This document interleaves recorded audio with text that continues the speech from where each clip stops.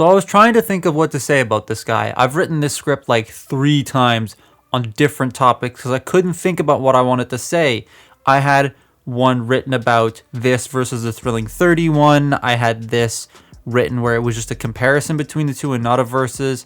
And I've come to this one. I was really indecisive and put it off until I noticed that it was going both green and yellow.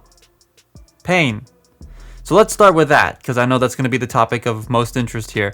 Fortunately, none of the other figures I've gotten this year are going yellow/green, other than what we know about Motormaster, but my Motormaster is fine. But here, his thigh on the left side of the screen is discolored. It's going to be a little bit hard to show off because my camera likes to try and remove that sort of stuff, but yeah, it's a little discolored, and his hips are starting to go green slightly. It's not super noticeable at first glance, but once you stare at it long enough, it's there. I don't know why the hips are going green. Like, I understand the yellow part because I believe this is made out of that same nylon-y plastic, so that would maybe cause an issue. But green? It's a real shame. I still love messing with it though, but that's my biggest negative about this toy, is the fact that mine's discolored. But going on a positive note, this figure's a banger. He looks like he came straight out of the pages.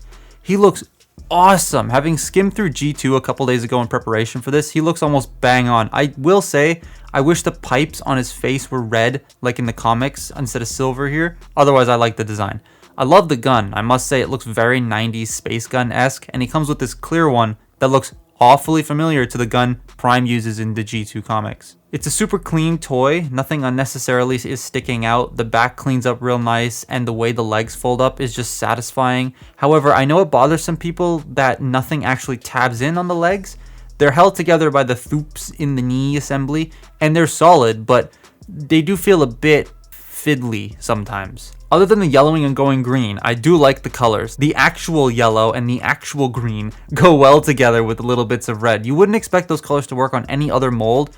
They probably wouldn't either, but here they just seem to fit so well.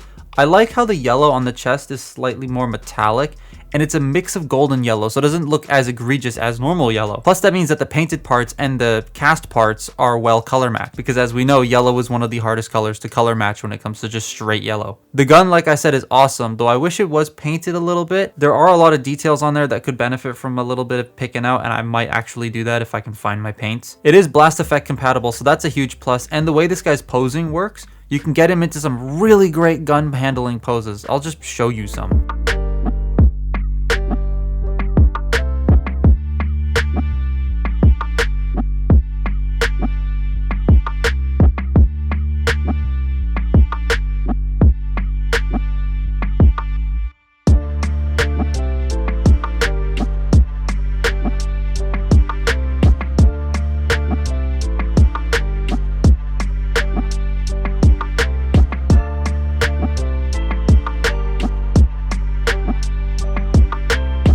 He isn't small either. Being one of the tallest Voyagers we've gotten recently, it feels like it's worth its asking price in that aspect. I was actually surprised how big he was, towering over your average deluxe and being bigger than Blitzwing, G2 Megs, Scourge at the head. It's tall. He has so much in the way of posing, like a lot. I'll walk you through it all because boy, it's really nice to handle. So I was mainly expecting this guy's articulation to be similar to this, in all honesty. Not this, obviously not Hauler, but like this mold, because this is like your standard Voyager style posing.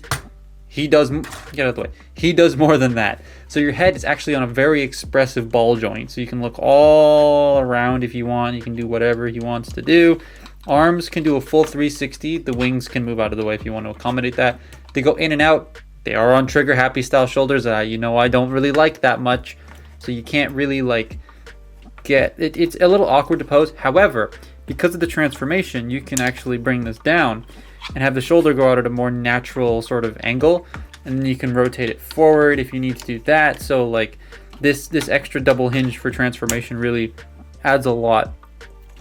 And you have a bicep joint, more than 90 degrees bend at the elbow, wrist swivel. Now these like to pop out quite a bit on my copy, especially when you go to like open the hands, they pop out.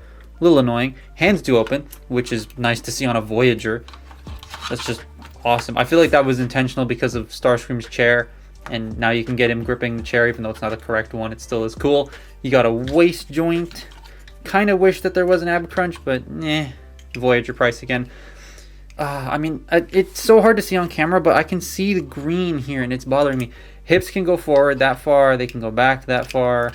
They can go out. You can do a full splits. You got a thigh rotation here that's not bothered by the sculpt much, which is nice. You get more than 90 degrees of bend at the knee. And then you get ankle tilt along with a little bit of forward and back, and that always makes me happy to see that. Love it. If you don't like the wings sticking out of the sides of the feet either, you can fold them in, but that looks weird, so I'm leaving them out. Transformation is neat. It's not complicated by any means and everything sort of flows into place. However, getting the knee pads and the backpack in place in jet mode can seem a bit weary and the arms just don't really go anywhere. But I do like the whole cockpit section flips out and around thing while moving the head in place to make this looks like a chicken. I'm sorry, I see a beak on that. It looks like a chicken to me. And the head is sticking out of the cockpit there, and you can see straight through the cockpit, which does kind of annoy me. I don't count that as a poof, by the way, for those who are asking. But it's still a nice looking jet. You have the option to move the wings forward if you want more of a traditional wing placement, if that's the thing that you like the most. It's long. Like, from nose to ass, it's a long boy. The wingspan is really small though, so I don't know how this achieves lift in real life, but then again, this isn't based on anything in real life. Not the biggest fan of the arms hanging out down there. Wish they had some way to fold in a bit more, and because they're there, there's no stand port for the jet. Pain. You can use the 5mm ports on the shoulders if you have a stand like that, but I only have Tamashii Nations ones, which fit in the smaller holes on every single other toy, including the back of Jhiaxus, but unfortunately not here. Weapon storage is a bit meh. So either of the guns can peg into the front, which does look cool, but storing whichever one you don't have in the front is eh. There's ports on this dude, but I find the clear gun especially, its pegs aren't thick enough to fit there well, so it kind of like flops around and falls out. But then again, I give this to my Shattered Glass Prime, so that's not that big of a deal for me. Man, I really wish this wasn't discoloring, because I totally would have put it on my like top whatever list at the end of the year for one of the best. It's an awesome toy. The articulation, the solidity, the look, the feel, the transformation. Okay, that one's a bit iffy, but it has all the makings of a great toy. But alas, mine and a few others have gone freaking green. I would recommend it. I think it's another sort of like batch thing like Motormaster, because people I see buying him now don't have this issue, and I got one of the first batches because I got this right when it released. Like, I pre-ordered it and mine was one of the first to ship. I don't have the box anymore, so I can't share the batch number with you, unfortunately, to help you guys watch out for whichever one. But you can just examine them in stores because you can see right into the boxes and see which one's not discoloring and buy it. But yeah, I say it's great and I would recommend one. You should be fine with the whole yellowing thing, but I can't guarantee that it's not going to be on newer batches. The ones I've seen in stores don't have any issues. The ones my friends have purchased recently don't have any issues.